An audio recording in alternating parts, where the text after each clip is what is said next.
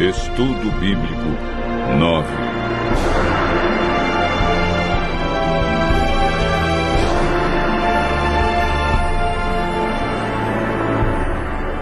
A verdade sobre a morte.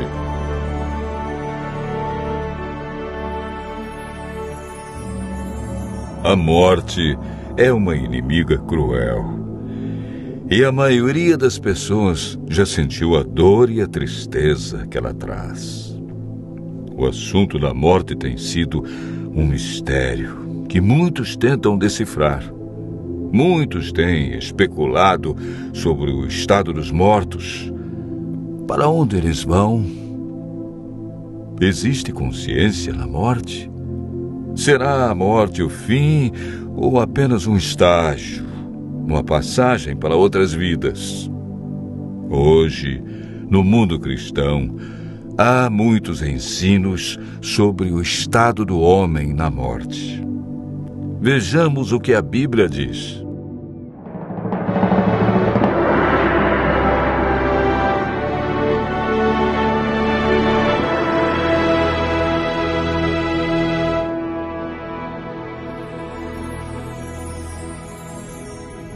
Antes de compreendermos o estado do homem na morte, precisamos entender a origem da vida. O homem é formado por dois ingredientes: pó da terra e fôlego de vida. A união desses dois elementos resulta em vida.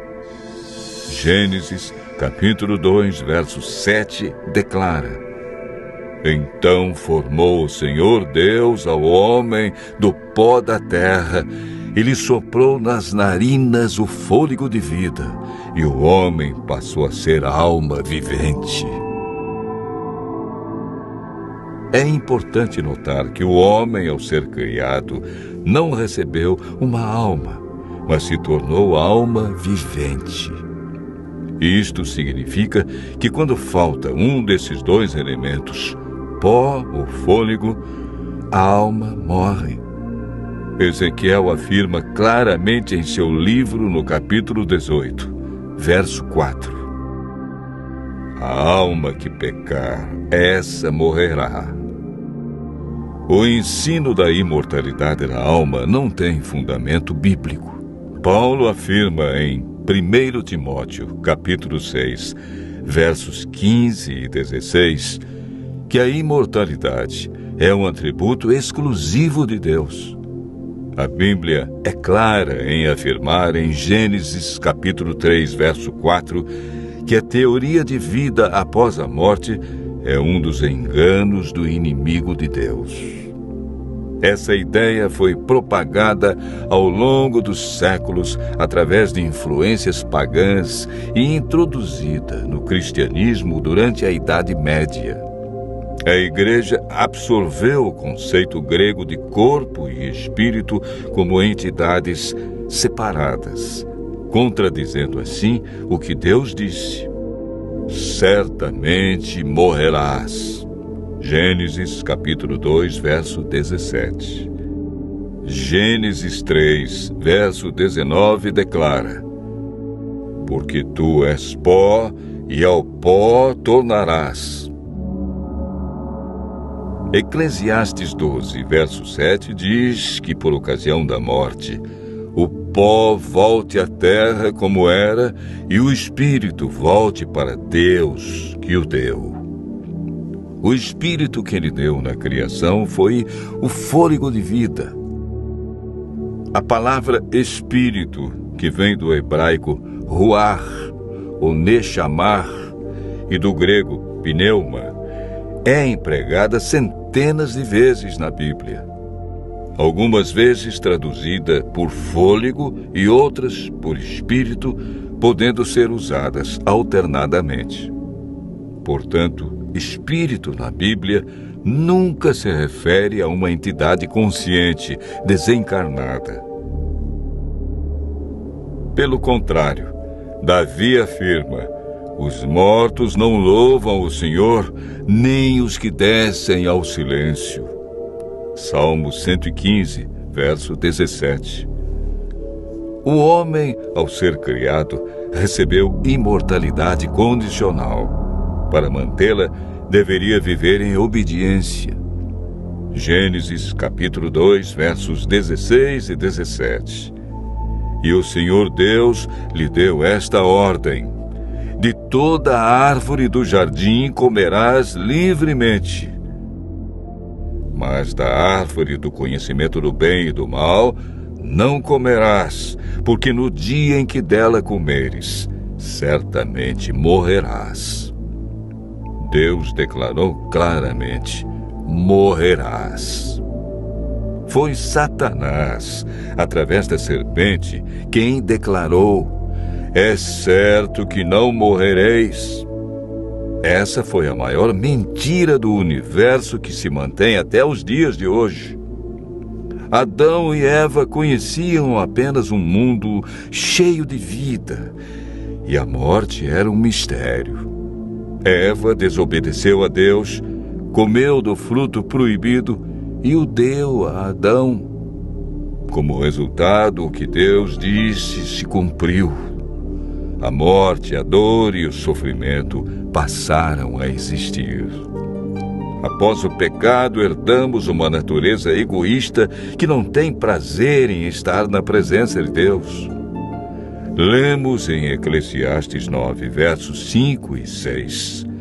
Os vivos sabem que hão de morrer, mas os mortos não sabem coisa nenhuma, nem tampouco terão eles recompensa, porque a sua memória jaz no esquecimento. Amor, ódio e inveja para eles já pereceram. Para sempre não têm eles parte em coisa alguma do que se faz debaixo do sol. A Bíblia diz que os mortos não sabem coisa alguma, portanto, não podem se comunicar com os seres vivos e nem os vivos com eles. A pessoa, quando morre, permanece na sepultura em um estado de inconsciência. Jesus considerou a morte como um sono. Antes de ressuscitar a Lázaro, afirmou: nosso amigo Lázaro adormeceu, mas vou despertá-lo. Jesus apresenta a solução para a morte em João, capítulo 5, versos 28 e 29. Não vos maravilheis disto, porque vem a hora em que todos os que se acham nos túmulos ouvirão a sua voz e sairão, os que tiverem feito o bem para a ressurreição da vida, e os que tiverem praticado o mal para a ressurreição do juízo, que ocorrerá após os 1000 anos.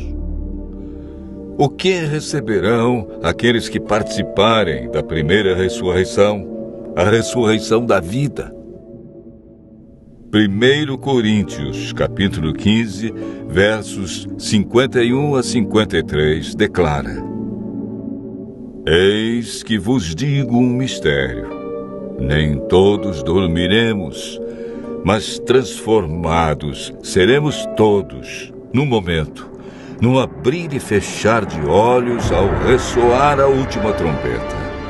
A trombeta soará, os mortos ressuscitarão incorruptíveis, e nós seremos transformados. Porque é necessário que este corpo corruptível se revista da incorruptibilidade, e que o corpo mortal se revista da imortalidade. Desde que o ser humano pecou, perdeu a imortalidade. Mas por ocasião da segunda vinda de Cristo, os que o aceitarem como Salvador receberão a dádiva da imortalidade conquistada por Jesus na cruz. João afirma, e o testemunho é esse, que Deus nos deu a vida eterna, e esta vida está no seu Filho. Aquele que tem o Filho tem a vida. Aquele que não tem o Filho de Deus não tem a vida. Cristo promete que o vencedor de nenhum modo sofrerá o dano da segunda morte.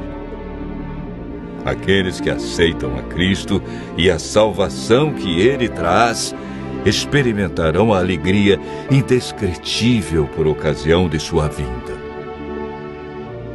Desfrutando felicidade plena, passarão toda a eternidade em companheirismo com seu Senhor e Salvador.